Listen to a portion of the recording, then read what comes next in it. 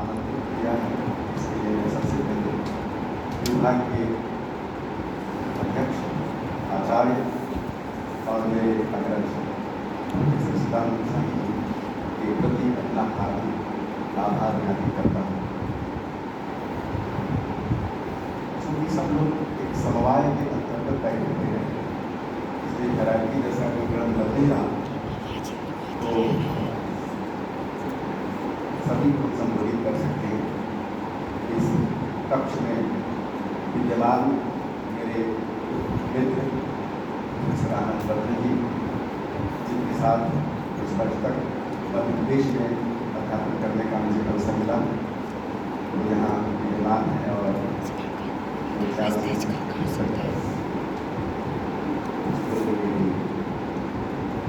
मनोज कुमार जी की वो पुस्तक हमने बहुत मेरे ख्याल से पुस्तक पर प्रकाशित हुई थी, कभी नहीं कर चुकी, लेकिन समय नहीं मिला, अब जाकर ऐसा सुयोग मिला।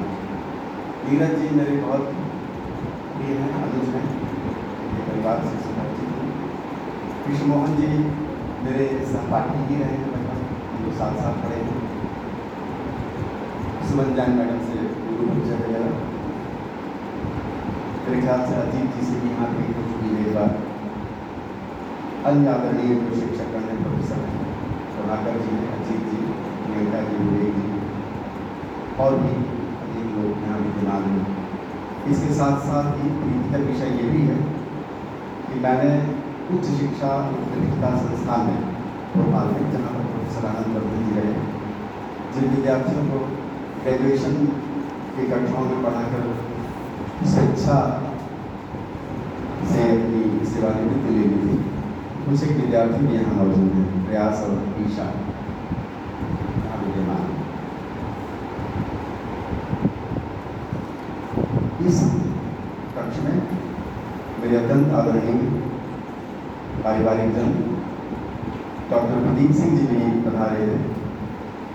उनकी कृपा के लिए मैं कृतज्ञ अनुभव करता हूँ कि वो यहाँ आए। वो मेडिकल साइंस के व्यक्ति हैं, इसी विश्वविद्यालय के उत्पाद हैं जो आजकल समुद्र पार लंदन में रहते हैं, लेकिन सुरुचि पर्यावरण और साहित्य को खोजते हुए भारत के आते रहते हैं। तो आपकी उपस्थिति से मैं गौरवान्वित अनुभव कर रहा हूँ डॉक्टर साहब।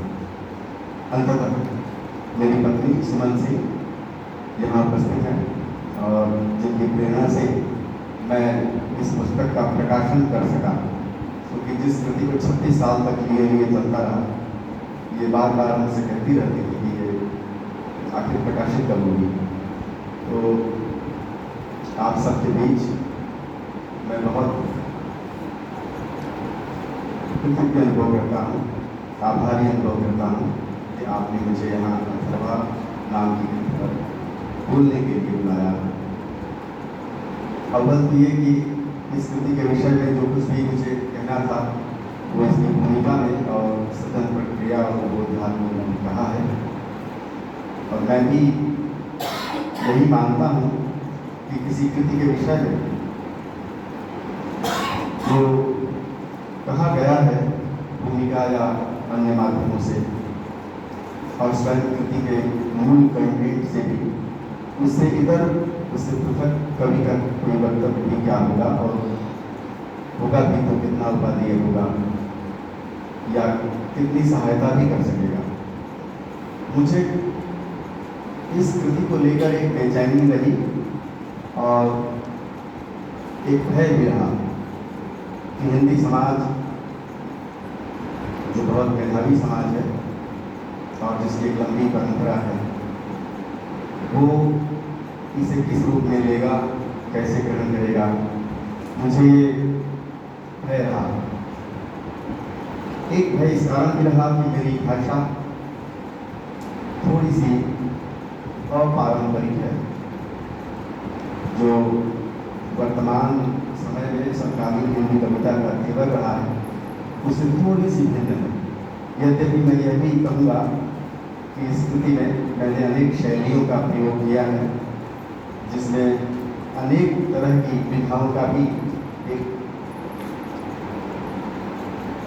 मैं कह सकता हूँ, मिश्रण भी है। जिन लोगों ने स्थिति को पढ़ा है उन लोगों ने जरूर इसे देखा होगा।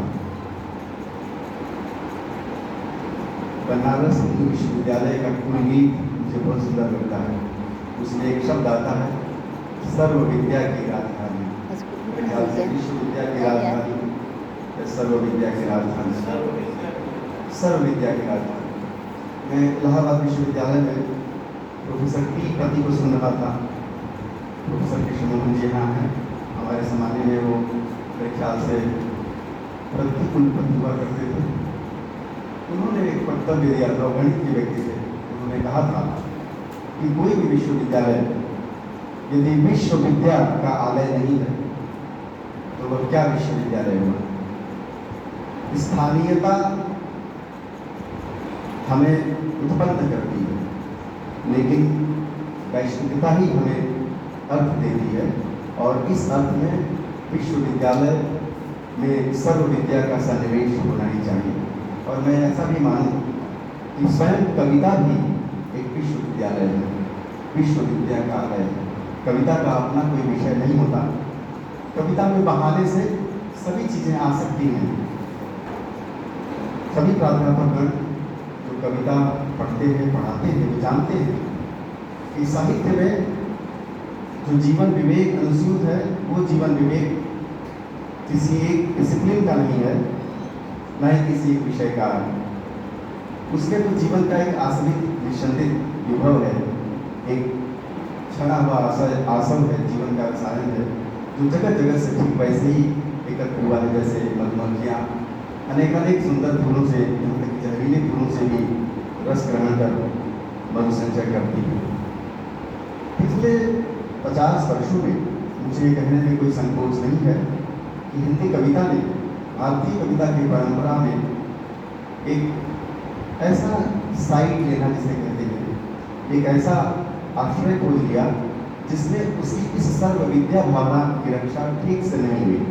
मुझे लगता है कि भारतीय परंपरा के वैविध्य को, वैपुल्य को और वैशिष्ट्य को अभिव्यक्त करने के लिए हिंदी कविता विशेष रूप से पिछले 50 वर्षों की हिंदी कविता ने जो टर्न लिया, उसमें अनेक ऐसे पक्षों की हानि हुई है जिसकी पूर्ति की जानी चाहिए।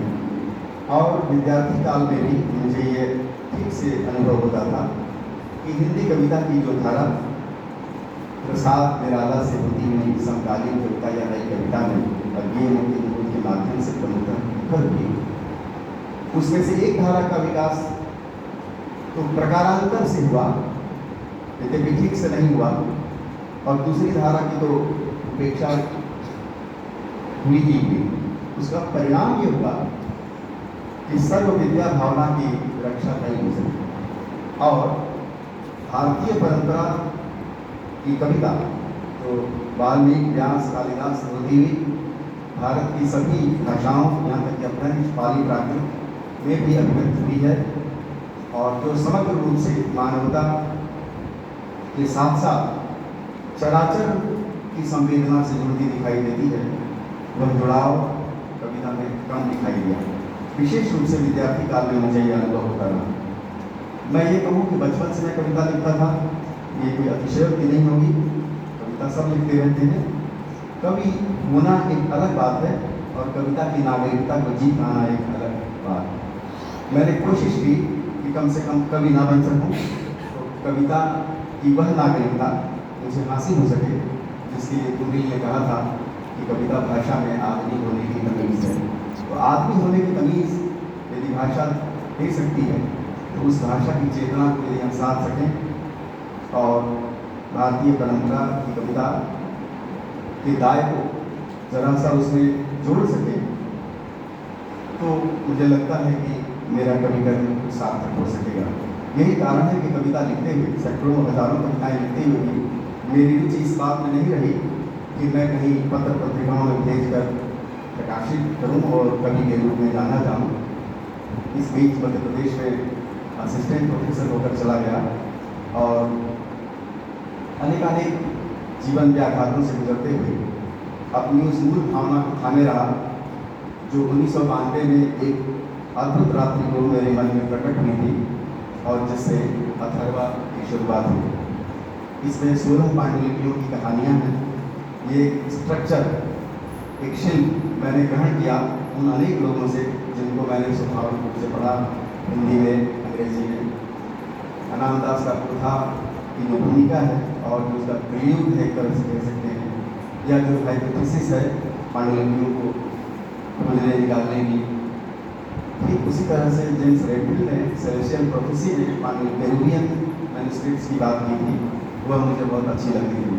और इसके साथ ही अम्बर्टो यूको का द नेम ऑफ रोज, जिसमें ईसाई चर्च में रहने वाले पादरियों की डायरी जो पांडुलिपि के रूप में बात हुई, उनसे भी इतिहास का ठीक वैसा ही उत्खनन होता है जैसा हम किसी प्राचीन पांडुलिपि को पाने के बाद अनुभव करते हैं या महसूस करते हैं। हमें ऐसा लगता है कि there is some kind of treasure house, कोई ऐसा धन है, कोई ऐसा रहस्य है जो इन पांडुलिपियों में बंद है, और ये जो खुलती हैं तो जीवन का अर्थ भी कहीं न कहीं खुल सकता है। मैंने इस शिल्प को वहाँ से लिया, मैंने इसकी विस्तार से चर्चा इस कृति के अंत में सृजन प्रक्रिया और आभार के अंतर्गत किया है।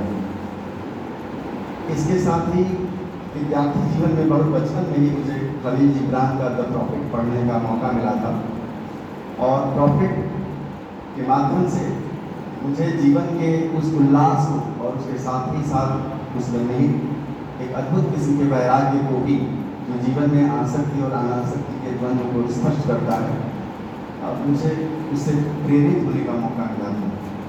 वह एक कथन का ऐसा शिल्प लगा मुझे, जिसके माध्यम से मुझे जो कुछ कहना था, ऐसा लगा कि मुझे इस तरह का चरित्र मिल सकता है। और मेरे ख्याल से आप सबके समक्ष इस बात को मैं कह सकता हूँ कि मेरे लिए अथर्वा ठीक उसी तरह का एक चरित्र है जैसे खलील जिब्रान के लिए द प्रॉफिट। पांडुलिपियाँ ठीक उसी तरह से मुझे मिली हैं जैसे प्राग के उस कथाकार बहुमिल रावल ने टू लाउड सॉलिट्यूड में व्यक्त किया। निश्चय ही हम सब विद्यार्थी काल में बहुत सारे अनुशासनों से प्रभावित होते हैं। जो हमारा लिखंत पढ़ंत है, सब का सब यदि वो हमारी स्मृति में आ जाता है और जीवन के अनुभव से या जीवन के विवेक से कहीं वो न्यूनत हो जाता है, जुड़ जाता है, तो उस व्यक्त कविता हो जाती है। अथर्वा कविता मेरे जानते भारत की और भारत के साथ ही बृहत्तर भारत की तथा शेष विश्व की भी एक तरह की भौगोलिक, सांस्कृतिक और साहित्यिक परिक्रमा है। मैंने इसमें प्रयत्न किया है कि विभिन्न सभ्यताओं ने, विभिन्न धर्मों ने, विभिन्न मनीषियों ने, पैगंबरों ने, विभिन्न महान पुस्तकों ने, विभिन्न रहस्यदर्शियों ने अनेकानेक कालों में अनेकानेक स्थलों पर जिन रहस्यों को खोजा है, जिनसे वो रूबरू हुए हैं या जो उनके इल्हाम की तरह उतरी हैं, उन सब रिविलेशंस को, उन सब ऐसे प्रकाशित अनुभवों को मैं इसमें ढूंढ सकूं और इसके माध्यम से साहित्यिक शैली में एक कोलाज बना सकूं जिसमें मेरा तथ्य भी आ जाए और मैं छिपा भी रहूं। इसीलिए यह कृति एक तरह से डॉट्स करती है जिसमें आप रचनाकार के वास्तविक मंतव्य को उन पात्रों के माध्यम से ही खोज सकते हैं जो प्रश्नोत्तर शैली में अथर्वा और दीर्घतमा तथा अन्य पात्रों के बहाने अभिव्यक्त हुए हैं। इसमें से कहाँ मेरा लेखनीय वक्तव्य है, यह उसमें छुपा हुआ है। मुझे लगता है कि जिसको कहा गया है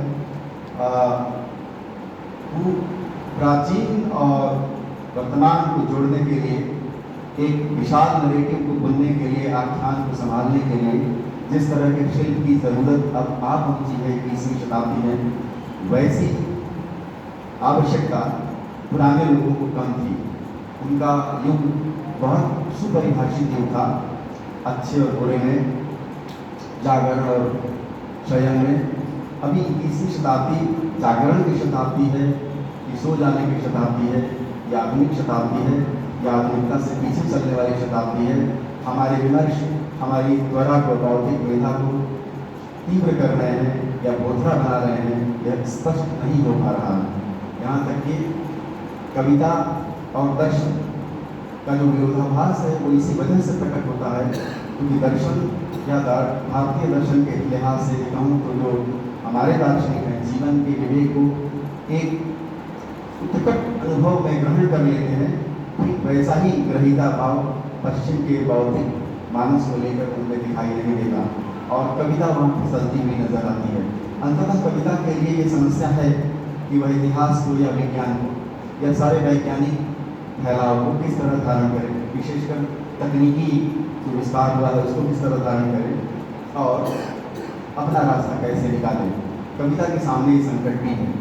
आप सब लोग जो नई कविता से होते हुए समकालीन या अद्यतन कविता तक आते हैं, सद्यकालीन कविताओं तक आते हैं, फेसबुकी कविता तक भी आते हैं, वहाँ ये गहमा गहमी भी है और वहाँ विडंबना के वे स्वर भी हैं। इसलिए आज की कविता सहस्रमुखी जैसी नजर आती है।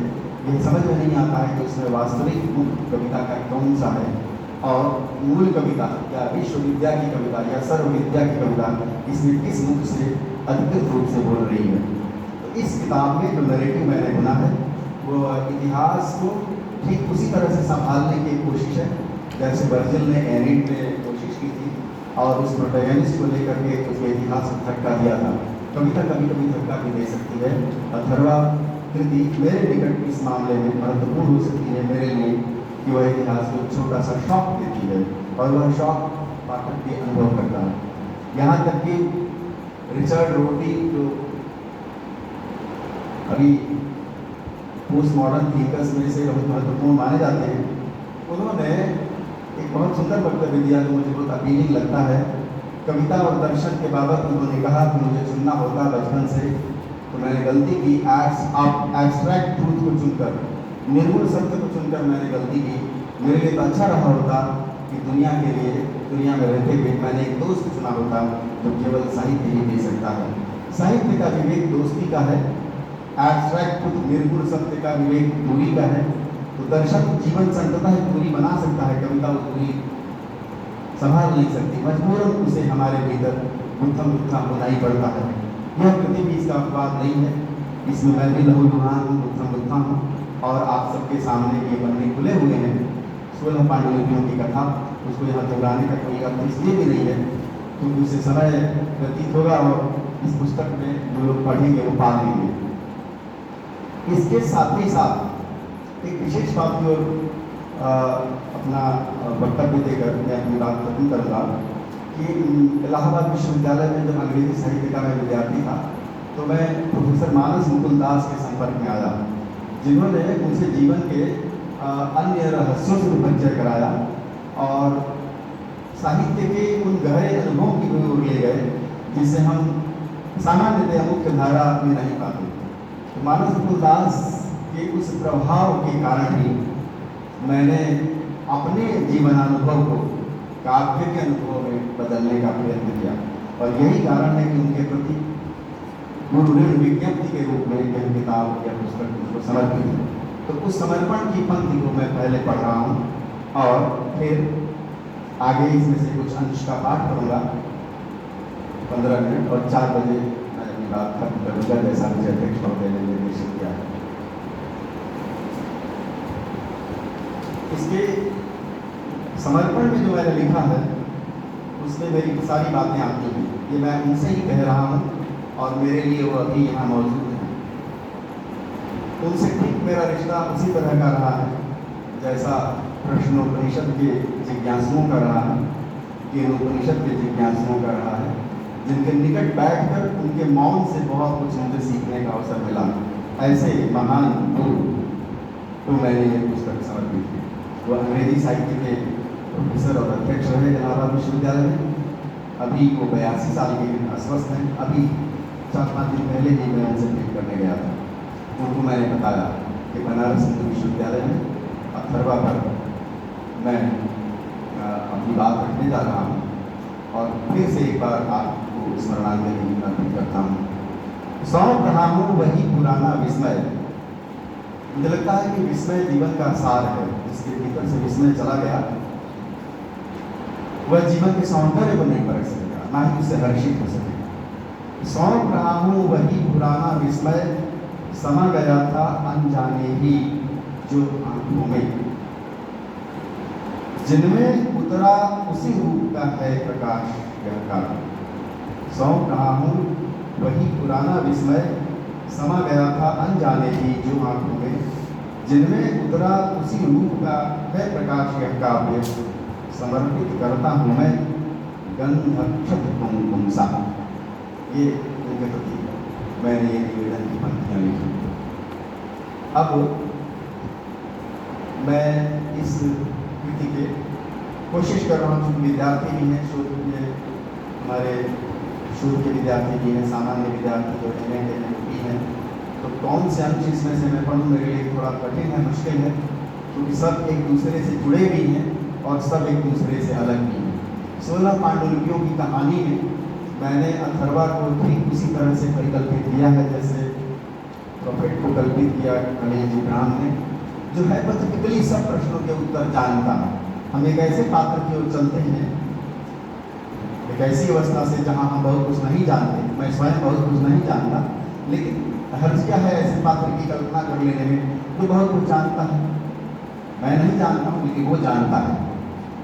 अब जब ये ऐसी कल्पना मैंने की थी तब गूगल जैसा आविष्कार मेरे सामने नहीं था, ये 1992 की बात है, लेकिन मैंने कल्पना की कि जो अथर्वा है एक ऐसा काल्पनिक पात्र है जो सर्वज्ञ है।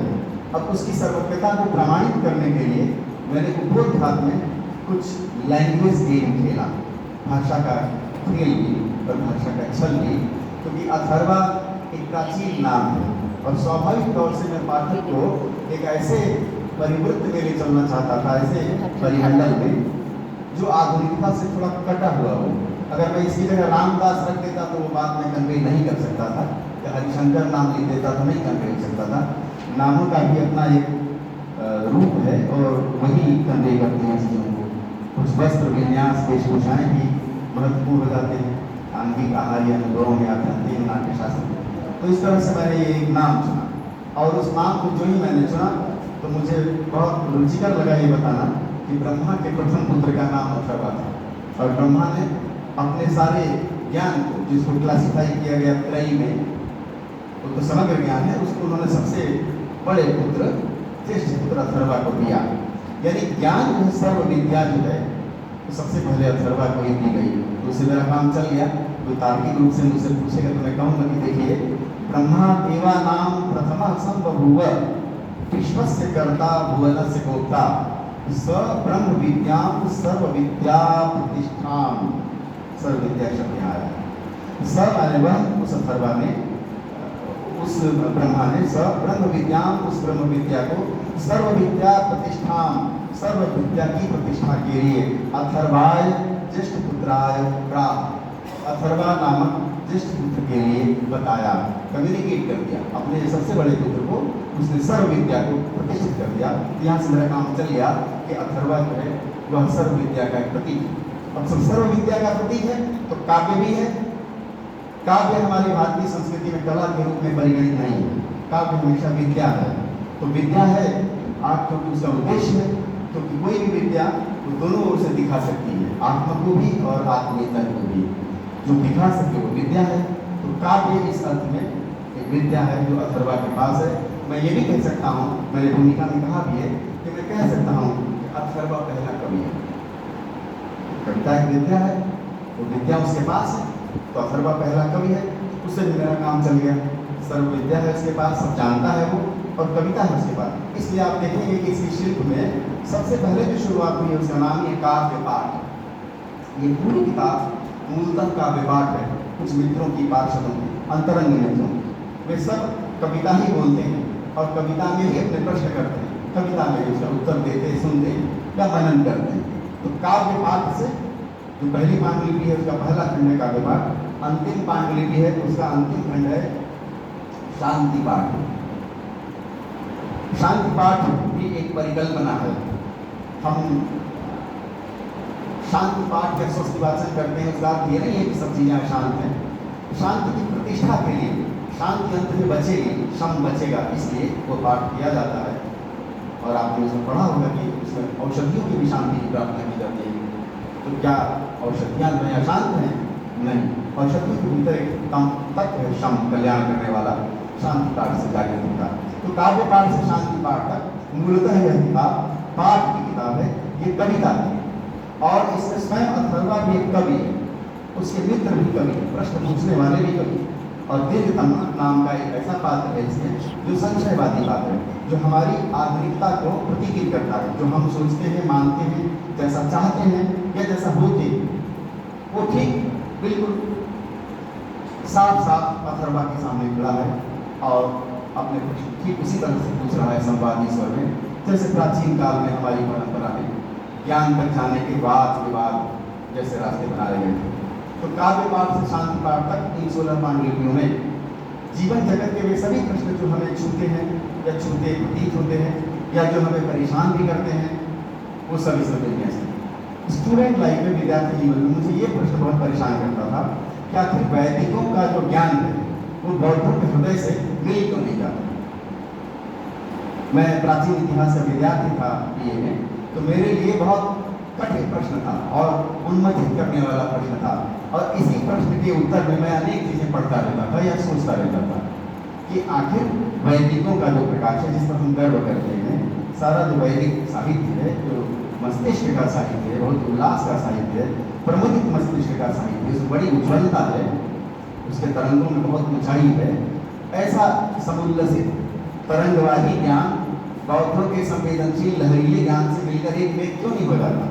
फिर विवेकानंद की वो पंक्ति ध्यान में आती है कि अगर कभी भारत में हमें निर्माण करना होगा तो हमें वैदिकों के मस्तिष्क को बौद्धों के हृदय से मिलाना होगा और तभी भारत की रचना हो सकेगी। तो इसमें एक अनुसूत प्रश्न इसलिए भी है, इसलिए इसके पात्र बौद्ध दर्शन के भी पात्र हैं, बौद्ध साहित्य के पात्र हैं।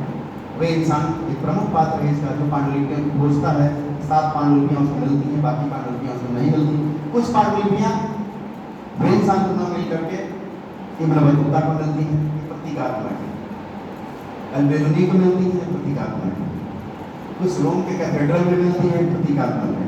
भारतीय संस्कृति, साहित्य और मनीषा का निर्माण जिन तमाम कारकों से हुआ है, वो प्रतीकात्मक रूप से मेटाफोरिकली वो इस विशाल नरेटिव का एक हिस्सा बनती हैं और वो बनाती हैं। तो बहरहाल इसमें जो दूसरा खंड है उसका नाम है वातायन।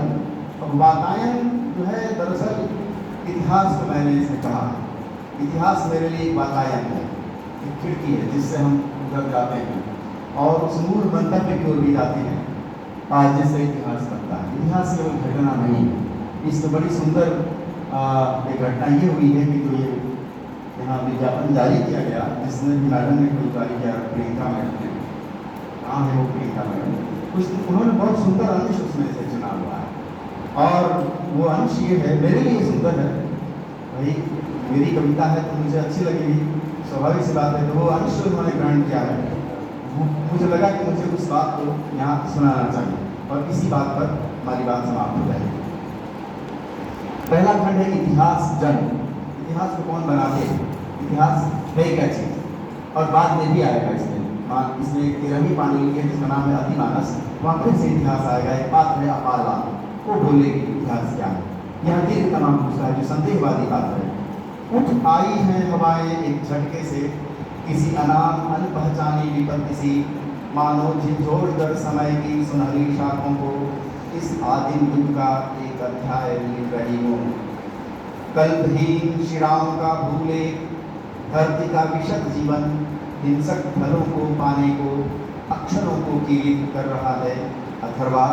इतिहास का नाम है जटिलता, जिसका अर्थ नहीं खुल पाता है। कभी नए ब्रह्मांडों के उद्भव सी अंतहीन घटनाएं पीछा करती हुई सो जाती हैं। निजाट सुन्न इतिहास निद्रा के उस अद्भुत समय में, जिसमें देखते देखते हजारों साल बीत जाते हैं, रह जाती हैं प्रतीक्षा में पड़ी हुई घटना कुमारियाँ, जमी हुई संवेदना की बर्फ में लोगों की सांसी। इसमें घटना कुमारियाँ शब्द है। बौद्ध धर्म की अवतंसक शाखा में ये बात कही गई है कि जिसको हमारे इतिहास कहते हैं, दरअसल वह घटना है और छोटी छोटी घटनाओं से ही मिलकर इतिहास बनता है। और घटना के भीतर क्या है, घटना के भीतर चैतन्य है। हम घटना को डिकोड करेंगे, एक चेतना वहाँ धड़कती हुई मिलेगी। रह जाती है प्रतीक्षा में पड़ी हुई घटना कुमारियाँ, जमी हुई संवेदना की बर्फ में लोगों की सांसें। डर जाता हूँ मैं अचानक, मेरी पकड़ से बाहर सरकता है मेरा समय, यह बुरा वृत्त घेरता है मुझे एकांत में, मैं टूट कर बिखर जाता हूँ। अधडूबी कराह सी दिख जाती है संस्कृतियों की अचेतन चीख, मैं तब फैल कर कान हो जाता हूँ और उसी के भीतर मेरी आंखें खोजती हुई भटकती हैं। अब इसका आंसर तो नहीं है, लेकिन संवाद है, इसका अथर्वा अपनी बात कह रहा है। तुम भी सो जाओ अपनी भाषा के समय में, शब्दों के इतिहास खुलेंगे अंधलिपि की तरह। जब कोई शक्ति पुकारे शंख बजाती हुई, तुम उस नींद में जागते हुए प्रतीक्षमान रहना, सुनते हुए हल्की फुसफुसाहट अपनी व्यंजनाओं की। भाषा के धीरज से ही फूटता है निगूढ़ अर्थ, लेकिन तुम्हें खोजना होगा अपनी भाषा का अर्थ, नहीं तो शब्द तुमसे बाहर जा पड़ेंगे और गिर जाएंगे और प्रतीक्षा भी बेकार चली जाएगी। तुम करो प्रतिकार घटनावर्त संकुल का, देखो कितनी निर्लज्जता से भागता है समय। संस्कृतियों के शिलालेख भयभीत मुंह छिपाए घूम रहे हैं वाक छल में मुखौटा लगाए हुए, किसी को तो उत्तर देना ही होगा। यह जो चीख देखी है तुमने दृश्यविहीन, यह आने वाले समय का सच होगी। मिलेंगे इतिहास के पन्नों में रोते हुए लोग, बड़े लोग, लेकिन उनका कोई चेहरा नहीं होगा, होगा आर्तनाद ही भयंकर दीर्घतम। किंतु संस्कृतियों का प्रतिकरण करते करते इतिहास जन बधिर और मूक हो चले हैं।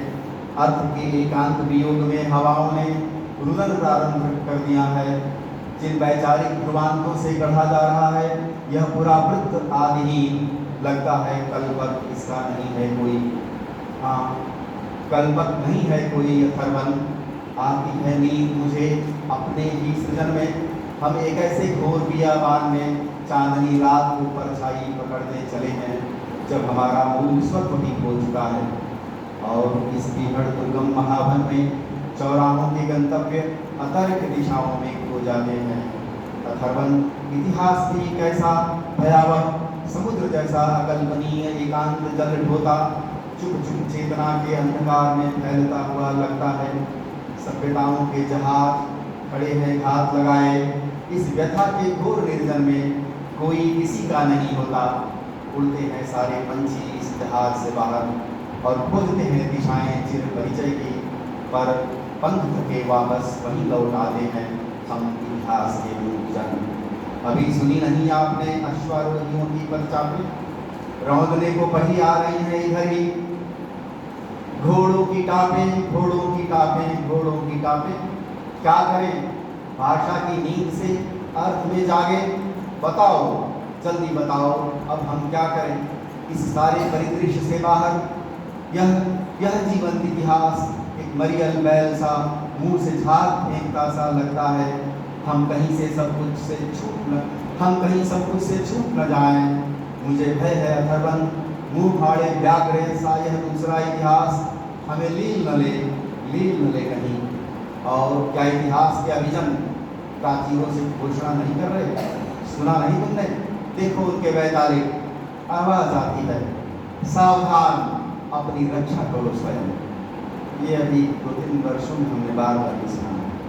सावधान अपनी रक्षा करो स्वयं, हम भागी नहीं है किसी अघटनीयता के क्रम में। जाओ अपनी शरण लो, बच लो तो जहाँ भी बच सके। मुझे यह उम्मीद नहीं थी कि ये पंक्तियाँ इतनी जल्दी से सुना नहीं तुमने? यह व्यक्तिगत मामला बन चुका, सिर्फ परकोटों और धान्यागारों को भरने के लिए ही उपयोगी है इतिहास जन। शरणीय है कलावे मात्र तांबे की कुल्हाड़ियाँ बनाने को, एकमात्र बस वे ही मूल्यवान शरणीय है। न जाने अथर्वा शांत, एक स्वर अभी बाकी है, चाहो तो चीख कह लो। उसे देखा भी है तुमने, वह केवल बाहर ही नहीं, वह आत्म की भी दुर्गम पुकार है, जो उठती ही रहती है बार बार स्वप्नावेश में, प्रतिकार करती तोड़ती है मायावी विस्मय। लगता है सब कुछ वसुधा कुटुंब यह निर्मम। इतिहासों से नाता मत जोड़ो, क्योंकि इसकी क्रूरता तुम्हें अनंत काल तक तड़पाएगी और विषाक्त हवाओं में सांस लेते हुए तुम अचानक ही घृण्य हो जाओगे। जानते हो, करुण नहीं होती है अहंता, और यह भी कि शक्ति का पराभव विकास का पराभव नहीं होता। यह तो जागतिक निष्पादन है काल का, उसका गमन पथ ही यही है। संघर्ष की आत्मावान भूमि है श्रेयस्कर, जिस पर युद्धरत व्यक्ति अनासक्त हो जाता है, फलासक्ति से दूर उपयोज्य चैतन्य सा। किंतु अनासक्ति बारंबार विरत करती है उसे। इतिहास जन की नियति में सविनय प्रविष्ट हो, इतिहास गति को बदल दे। इतिहासों का सारांश धीरे से करता है चेतना के पात्र को। यद्यपि प्रिय कर्म का आकर्षण दिन रात ऐसे प्रतिशुद्ध इतिहास का वाहक है, किंतु प्रकृति के इस अप्रयोज्य खेल में तुम क्या हम सभी बालवत विचरते हैं। ये यहाँ पर समाप्त करता हूँ। और वो अंश जो इसमें जोड़े गए हैं दीर्घतम आ चुका हूँ उस गहवर में, यहाँ तक लगता है यही छिपी है नियति मेरी। छलना जीवन की गुप्त रहस्यमय, जो इतिहास की शक्ति को बंद किए बैठी है अपने पंजों में। केवल है यहाँ अंधकार। अपनी साधना की भास्वर समुच्चयता में उत्कीर्ण लिपियां खोल रही है सामाजिक अनुबंधों के निर्मम ताम्रपत्र, जो इतिहास के नेयार्थ से मिलक केवल धारण करती है सामूहिक संहार। मैं देख रहा हूँ काल के काले घोड़े जो दौड़ते हुए चले जा रहे हैं पीली उषाओं तक। उनके पास चेतना है ज्ञान संकेतों की। वे हिनहिनाते हुए सकल ब्रह्मांड में मचा रहे हैं धमाचौकड़ी, जिनके सामने रखा हूँ मैं कहीं भी बद्ध और प्रतिहत। मैं बिगाड़ नहीं सकता कुछ भी, किंतु करूँगा अवज्ञा। फैल सकूँगा दसों दिशाओं में और डाल दूंगा नकेल। काले अंधकार से डरता नहीं मैं। इतिहास की शक्तियों को चाँप कर बैठने वाली यह तुरंत आत्मा ही है आत्मा का निषेध, जो फैलाती है धार्मिक पाखंड और करती है जड़ कोमलताओं के विस्तार। रचे हैं इसने ही पूर्वजों के निवृत्ताख्यान और पुराण, जिसके छल छंद में सांस लेती है मेरी संस्कृति किसी तरह। एक सूर्य तपोवन से चुरा लाऊंगा मैं एक कुसुमित उद्यान। एक सूर्य तपोवन से चुरा लाऊंगा मैं एक कुसुमित उद्यान। उठा लाऊंगा हवन की जलती समिधाएं, लगा दूंगा आग फूस के महल में और चिल्ला कर बताऊंगा कि मूलतः स्वतंत्रता की खोज ही इतिहास है। जिसको उसकी जरूरत है मात्र वही स्वतंत्र होता है। इसलिए चेतना की सामाजिक ही निकलेगी चैतन्य इतिहास से, महाकाल से है वह एक फूल। समझ सका हूँ कि खिलना एक फूल का कितना होता है ऐतिहासिक, और तोड़ना उसे हत्या है इतिहास की। पर पहले इस आत्माहीन आत्मा से करना है संग्राम। जी अगर आप अनुमति देते एक कविता न पढ़ें।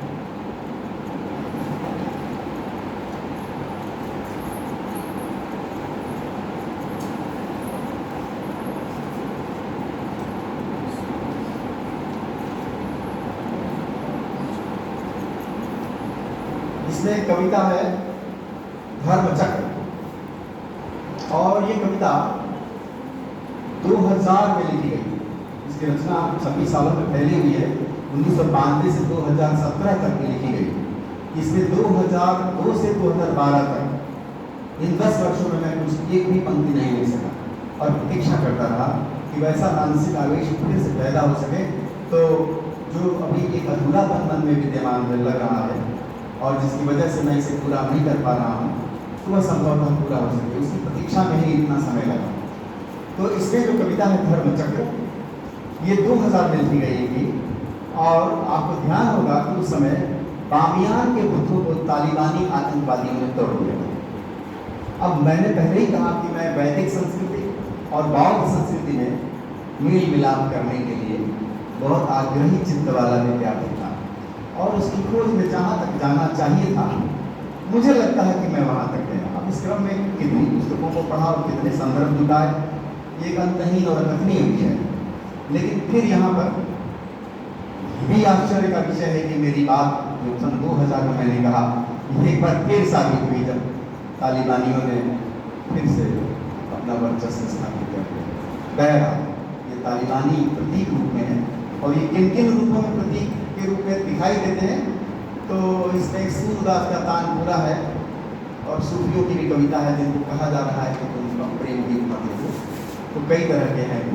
तो धर्मचक्र कविता में बुद्ध कह रहे हैं अपने शिष्यों से कि भिक्खु मत करो ध्यान, पर यह ठीक नहीं है, अभी भी दुखों में डूबी है पृथ्वी। आपने जिन्होंने किताब को देखा है वो देखेंगे कि हर पांडुलिपि के पहले 3-4 पन्ने गद देखे हैं जिसमें कुछ कहानियां हैं। उन कहानियों का आधार तो इतिहास है, यानी खोजेंगे। जैसे इसमें लिखा है कहानी में, समुद्रकल्प नाम की पांडुलिपि है, पहली पंक्ति पढ़ रहा हूँ कि जब रेशम पथ पर पश्चिम की ओर चलते हुए वे इंसान हिंदुकुश पर्वत श्रृंखलाओं में बामियान के पहाड़ों से होकर गुजर रहा था, तभी उसे प्यास लगी। चलते चलते सूरज ढलने लगा था और भूख प्यास बढ़ती जा रही थी। वह अमिताभ बुद्ध का ध्यान करने लगा। उसी समय जब वह अभी अमिताभ बुद्ध का ध्यान क्यों करने लगा, इसका एक रहस्य है कि कोई यात्री संकट के समय में किस बुद्ध का ध्यान करेगा, अवलोकितेश्वर का करेगा कि अमिताभ बुद्ध का करेगा। तो चलते चलते सूरज ढलने लगा था और भूख प्यास बढ़ती जा रही थी। वह अमिताभ बुद्ध का ध्यान करने लगा। उसी समय जब वह बड़े पर्वतों की ओर से बाहर आने लगा था, उसे एक गडरिया दिखा जो मैले कुचैले कपड़े पहने हुए भेड़ें चरा रहा था। उसी गडरिये ने थोड़ी दूर पर उसे पानी का रास्ता बताया। जब पानी पीकर उसने सिर ऊपर उठाया तो उसे बुद्ध की बहुत ऊंची मूर्तियां दिखी जिन्हें गांधार शैली में तराशा गया था। उनमें से एक वैरोचन मुद्रा की मूर्ति थी और दूसरी शाक्य मुनि। ये एक ऐतिहासिक तथ्य है। वह 30 अप्रैल सन 630 का दिन था। ये एक ऐतिहासिक तथ्य है। उसने गडरिये को बहुत आशीर्वाद दिया, जिससे प्रसन्न होकर गडरिया उसे लेकर एक और तीसरी बुद्ध प्रतिमा दिखाने ले गया जो अंदर एक ढलान के नीचे अत्यंत ही गोपनीय जगह में थी। यह इतिहासकारों का अनुमान है। वो कौन सा इतिहासकार हो नाम आएगा। चारों ओर जंगली झाड़ियां थी जिनके भीतर से एक सकरी पगडंडी किसी तरह आने जाने का रास्ता बता रही थी। नीचे जाने पर एक सुरंग जैसी जगह थी और आगे पथरीले टीले थे। वहां घना अंधेरा था। उसी के भीतर एक प्रशस्त बरामदे में वह प्रतिमा मुक्त भाव से विश्राम कर रही थी, जिसको हम लेटे हुए बुद्ध की प्रतिमा कहते हैं। उसके पास ही एक दरवाजा था जिससे छनकर चौकोर लंबा प्रकाश ढलते सूरज की आभा लिए दमक रहा था। वह ठीक बुद्ध प्रतिमा के पार्श्व विलोचन को छूकर, पार्श्व विलोचन कला का शब्द है जो फोटोग्राफी या चित्रांकन एक आयाम से आप करते हैं तो पार्श्व विलोचन कहलाता है। तो उसको छूकर नीचे कोमलता से झरता हुआ प्रतीत हो रहा था। वे इंसान उस प्रतिमा को देखकर हैरान हो गया। लगभग 200 फीट लंबी वह मूर्ति विश्राम मुद्रा में लेटी हुई थी और गडरिये का परिवार उसके पास धूप दीप जलाकर पूजा अर्चना कर रहा था। वहीं एक छोटे से धोरण कहते हैं स्टैंड, जैसा ये स्टैंड, वहीं एक छोटे से धोरण पर एक चमकीली मंजूषा रखी हुई थी जिसके बारे में उसने जिज्ञासा प्रकट की। गडरिये की पत्नी ने जो अपने दुदुम्हे शिशु को दूध पिला रही थी उसे धीरे से उठाकर अपने पति की ओर बढ़ा दिया। उसके पति ने बताया कि यह मंजूषा यहाँ लगभग कई हजार वर्षों से पड़ी हुई थी। इसे देखने स्वयं भगवान बुद्ध भी आए थे और ठीक यहीं पर विश्राम मुद्रा में चिंतित होकर लेट गए थे। ये भी इतिहास में मिलता है। पिछले 100 वर्षों में यहाँ पर मूर्तियां बनी जिनके बारे में तथागत ने पहले ही बता दिया था कि मूर्तियां बनेगी और तोड़ दी जाएंगी, लेकिन इस मंजूषा की रक्षा मानवता के लिए जरूरी है। औरंगजेब, नादिर शाह और अब्दुल रहमान, ये 3 बड़े क्या कहें जिन्होंने मूर्तियों को तोड़ने की कोशिश की।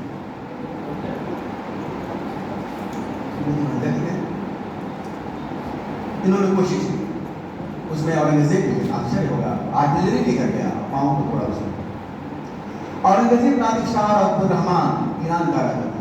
इन मूर्तियों को तोड़ने आए। उसका कारण यह था कि सिल्क रूट पर मूर्तियां थी और वहां से जो अरब के व्यापारी आते थे, खासतौर से एक विशेष बाजार के, तो उनको देख कर भयग्रस्त हो जाते थे। जाकर कहते थे खलीफा को कि वहाँ चुनौती देने वाली प्रतिमा लगी हुई, उसको तोड़ना बेहद जरूरी है। तो औरंगजेब, नादिर शाह और अब्दुल रहमान इन मूर्तियों को तोड़ने आएंगे, लेकिन यह नहीं टूटेगी। बाद में जब मानवता भयानक विस्फोटकों का आविष्कार कर लेगी तब मन चले तालिबान इसे पूरी तरह पर तोड़ देंगे। तो आधा श्रेय तोड़ने का वर्तमान तकनीक को भी जाती है।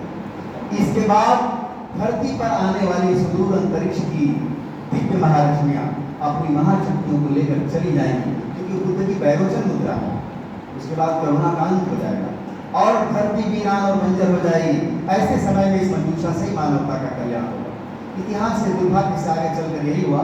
कई बार यह लगता है कि पुरातत्वविद समरयाली दर्जी एक आधुनिक पुरातत्वविद हैं जिन्होंने बौद्ध ग्रंथों में दिए गए इन संकेतों को समझ करके उस तीसरी बुद्ध की लेटी मूर्ति को खोज दिया, जो दो बड़ी मूर्तियों से भी बड़ी है और विशाल लेटी हुई है। वहां पर भी तालिबान नहीं जा सकते।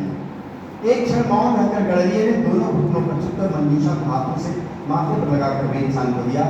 जब वेनसांग ने उस मंजूषा को स्पर्श किया तो उसे सिहरन हुई। ठीक वही बुद्ध मुद्रा उस पर उत्कीर्ण थी जिसे अपने सामने ही वही विस्मय में देख रहा था। उसके नीचे लहरदार अल्पनामा में लिखा था समुद्र कल। इसको आगे छोड़ रहा हूँ, उस कविता पर आ रहा हूँ जिसको सुनाकर अपनी बात समाप्त करता हूँ। भिक्षुओं मत करो ध्यान, पहाड़ यह ठीक नहीं है, अभी भी दुखों में डूबी है पृथ्वी। इधर गांधार जनपद में अभी भी घटा डो अंधेरा है। सब कुछ ठीक नहीं है फिलहाल, यहाँ हवाएं आतंक और घृणा की बन चुकी हैं हिंसक आंधियां। देखो प्रार्थना का समय बीतने लगा है।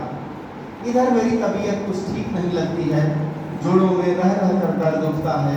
जाकर देखो उधर कुछ मन चले तालिबान धर्म की शरण में नहीं है। टूट रहा है कवच जो धर्म की मर्यादा में जीता है। इंसानियत अंधेरे में गुम हो गई लगती है। बिना कवच के आदमी कितना सुरक्षित है। भिक्षुओं उनको उपदेश करो, वे अर्ध शिक्षित हैं जो कहते हैं बुद्ध तुम हमारे पूर्वज नहीं हो। तुमसे नहीं सीखेंगे हम धर्म की मर्यादा और मनुष्यता का कवच। हमने पढ़ा है पाठ और हासिल की है तालीम, उसमें तुम्हारा नाम और निशान तक नहीं है।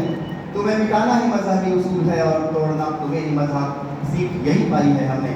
उन्हें मेरा संदेश तो भिक्षुओं बनते तोड़ो, शीघ्र तोड़ डालो बामियानी मूर्तियों को, किन्हीं मूर्तिकारों की शायद कलाएं हों। लेकिन हठधर्मियों उससे पहले शीश को झुकाओ बंदगी को। उससे पहले शीश को झुकाओ बंदगी को। अपना खुदी का झूठा वजूद को मिटाओ, तोड़ो खुद को कि जिससे अल्लाह में फनाफिल तो हो सको। मैंने तुमसे भी शताब्दियों पहले अपनी मन भावन मूर्तियां तोड़ी हैं। उस दुर्विनीत मन को तोड़ा है जिसके बाद ही दिखती है तूर पर्वत की रहस्यमय आग। सको तो तोड़ो अपना अहंकार। और सुनो तालिबान, जिस मदरसे में तालीम पाई है उसके झंडा बरदार उस्ताद को बता दो, मुझे नहीं खुद को मिटाना ही मजहबी तबीयत है। मूर्तियां नहीं, स्वयं को तोड़ना ही धर्म में प्रवेश है। आमीन। चलो चले, प्रार्थना का समय हो गया है। धन्यवाद।